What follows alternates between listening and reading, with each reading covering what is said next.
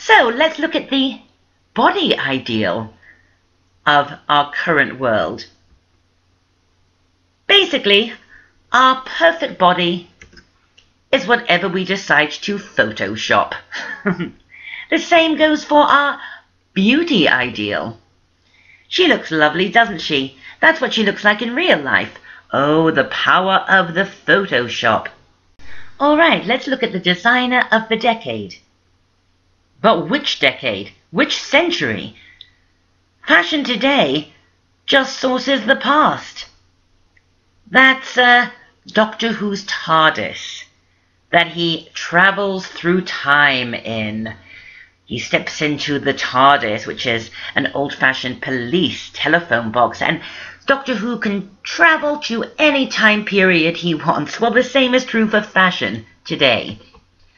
We can go to ancient Egypt, ancient Greece, the Byzantine Empire, the Middle Ages, the Renaissance, the Baroque era of the 17th century.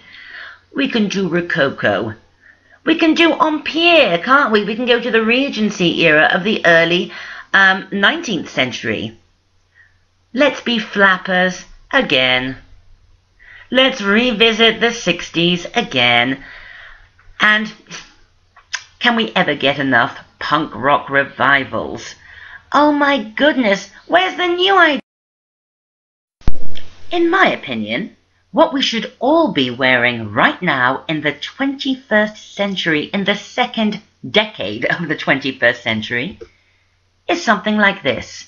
Now look at this beautiful outfit. Doesn't it look like it belongs in the 21st century? It's not referencing punk rock, or the Baroque era, or flappers, or the 60s. No, it looks fresh, it looks futuristic, it looks modern, and we should all be wearing it. And I mean all of us, because look at this beautiful model and her beautiful body. Well, guess what, guys? Not everyone has a body like that. I certainly don't. And neither does she. But look how terrific she would look in this outfit. It would work for everyone. People are living longer and longer. At the moment, the largest fashion buying demographic are women over 50. So why does fashion keep throwing out ideas that are really only suitable for an 18-year-old anorexic? Take a look at this great outfit and put it on a very old lady. She looks great. Because we all deserve and we all want to look great. And there used to be a time when fashion understood this. And yet, fashion and a lot of fashion followers wouldn't be excited by this. They still want to do that. Oh, it's edgy. It's rock and roll. Oh, it's so edgy. Rock and roll. Excuse me. Rock and roll's been around for 60 years. I don't think it's edgy. Yes, let's all wear mesh and clothes with rips in them, and oh, we're channeling punk rock, or we're channeling Debbie Harry, or we're channeling Elvis, or we're channeling... Let's stop channeling rock and roll. All these people are old or dead. Let's just stop channeling generally and be ourselves. But imagine if we took that same great outfit and it did things. Like change temperature to keep you warm or cool you down. If it monitored your heart rate and blood sugar levels. If it played music.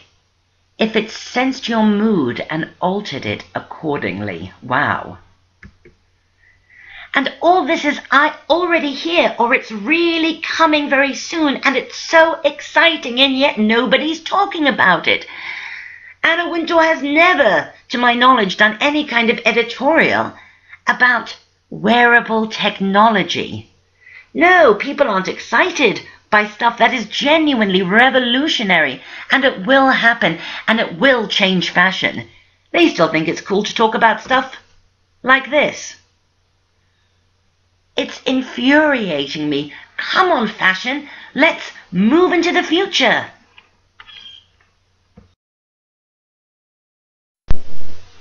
We dress in a very old-fashioned way, and we need to change this because in the future, the way we dress now is not going to work. And when I talk about the future, I am not talking about such a distant future when human beings probably will colonize other planets, like Mars. That outfit I just showed you works on Mars. This one doesn't. Imagine we colonize another planet and people show up dressing like this chick on the left. The aliens would be killing themselves laughing.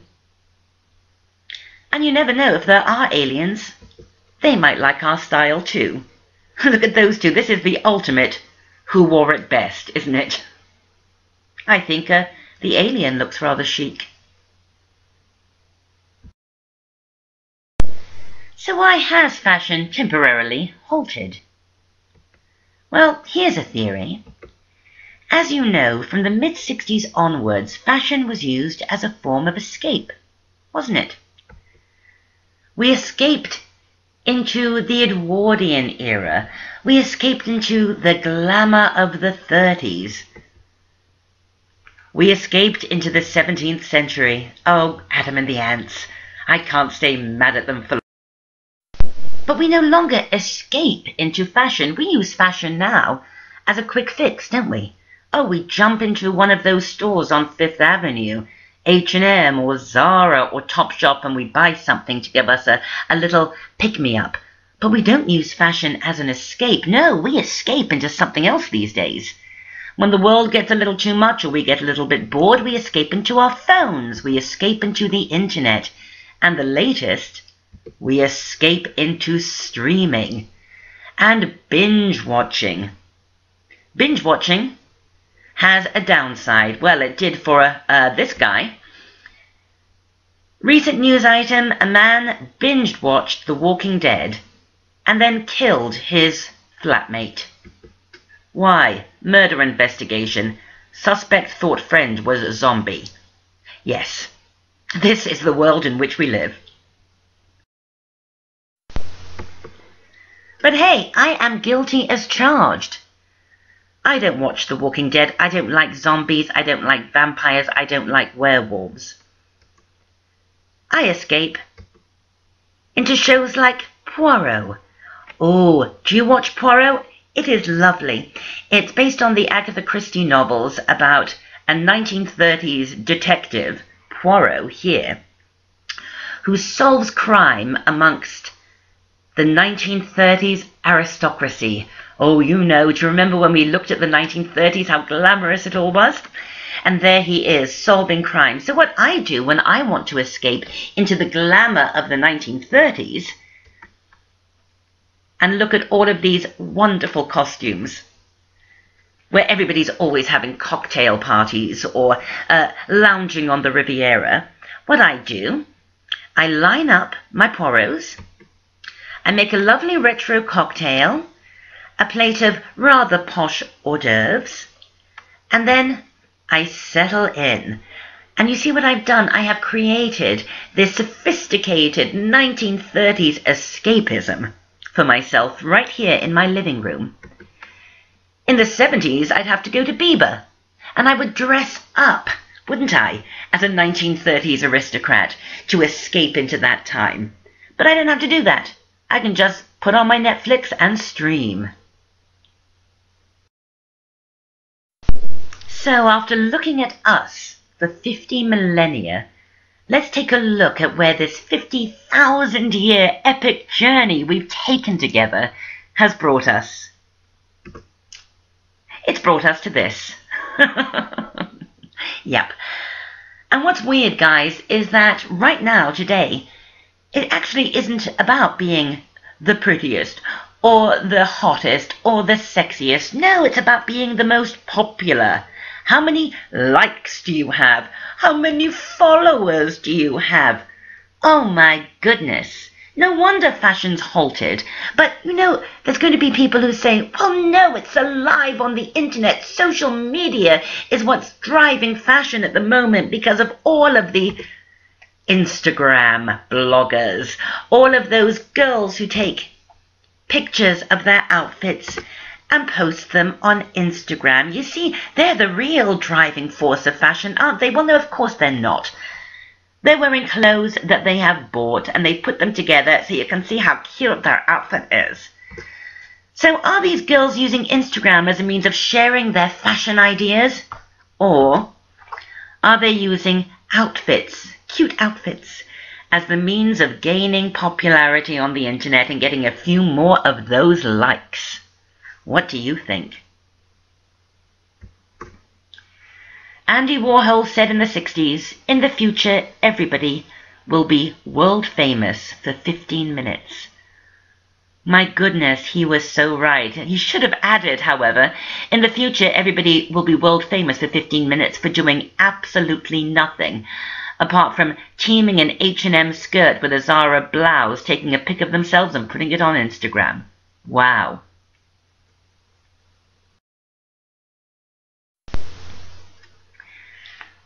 But we belong to one of the laziest, vainest, self-obsessed, greedy, self-indulgent periods of history ever. But this isn't the first time all of this has happened, is it? So take heart. Think about those Romans towards the end of the fall of Rome. My God, what a debauched bunch. But you know which historic period I think was actually the most like we are today? The 18th century, the aristocracy of the 18th century. Remember them? If they'd have had internet in the court of Versailles under Louis XVI, they would have loved it. Powdered Facebook, yes.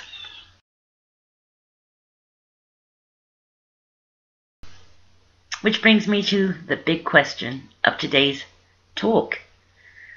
Very soon, we are really going to have to figure out what it means to be human. Meet Eve. Let's just call her Eve. There she is. Eve will be working for you for free. Eve will be cleaning your house. Eve will be doing your shopping. Eve will be looking after your children, because by the time you have an Eve, it'll be 10 years down the line. And many of you might already have families. So great, Eve is your trustworthy housekeeper, your nanny, who you don't have to pay. Because, of course, Eve is an android. This is happening now. And within the next 10 years, which is nothing, androids are going to be an enormous part of our landscape. As I just said, they're already here. Take a look. One of these women, I'm using the word women, do you see what I mean here? Already we are questioning what it is to be human. One is an android and one is a real human being. Well, obviously, this one's the android because you can see the mechanisms and the robotics in her neck. But even if you couldn't, look into their eyes. You can really tell, can't you, that there is something about the woman on the right that is human. Maybe we do have a soul after all. There is something emanating from her eyes, isn't there, that isn't coming from the android on the left. When you really look closely, you can see what it means to be human. And of course, I'm totally bullshitting you. They are both androids. But here's the thing. Within 30 years, evidently, they are going to install into the hard drive of our androids a conscience. So we really have to start thinking about, wow, what does it mean to be human? Because as soon as our androids get a conscience, they're going to want their equal rights, obviously. Why should they work for us for free? And what if they turn on us? because of course they're going to be so much smarter than us, so much stronger than us, so much more capable than us. It's scary. But it's kind of wonderful too, because hopefully they won't turn on us. We once all thought that our laptops, our computers, our home PCs would turn on us. On New Year's Eve, 1999, there was that whole fear that computers wouldn't be able to cope with the date changing to a new millennia, and that planes would fall out of the sky, and nuclear power plants would blow up, and nothing happened at all. And technology, apart from glitches here and there, and my own laptop dying on me, in the middle of the first part of the 20th century lecture, this technology has revolutionized our lives and made everything much easier for us, and androids hopefully will do the same. Take a look here. This is an android that already exists, and it is fashioned by its creator. Isn't that incredible? So you could have an android that looks just like you if you want. I don't know if any of you saw this TV show. It aired this year, 2015, called Humans. It's absolutely fantastic. It's set really in contemporary times. It's set today, or in the very near future, and it discusses this reality and how this reality of androids in our home goes terribly wrong. Watch it. I think it's a really important show to see.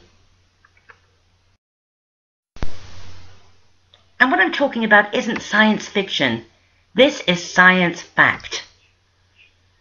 It already exists. Look at this lady. I said lady again. It's a robot. It's a machine. It's an android.